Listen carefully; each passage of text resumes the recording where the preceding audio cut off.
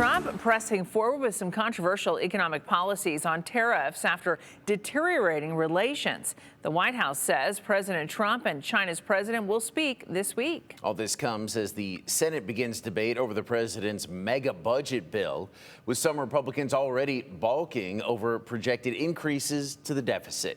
NBC's Alice Barr has the latest from Washington, D.C.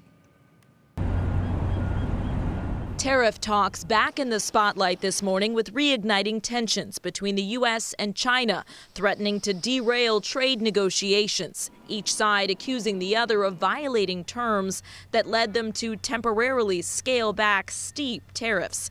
Administration officials have said President Trump and China's leader have to directly engage to get back on track. I can confirm that the two leaders will likely talk this week. That as higher steel and aluminum tariffs the president doubled to 50% are set to take effect tomorrow, which will even further secure the steel industry in the United States. The European Union says it's preparing countermeasures. Small businesses watching the shifting picture warily. American businesses are paying these tariffs. I just know that we have 9 people, and if we don't get some relief soon of these tariffs, we're going to have 3 people. It all comes as the Senate this week takes up President Trump's massive budget bill, with the goal of getting the final bill to the president before the 4th of July. It already passed through the House, but several Republican senators have voiced concerns over the projected increase to the deficit,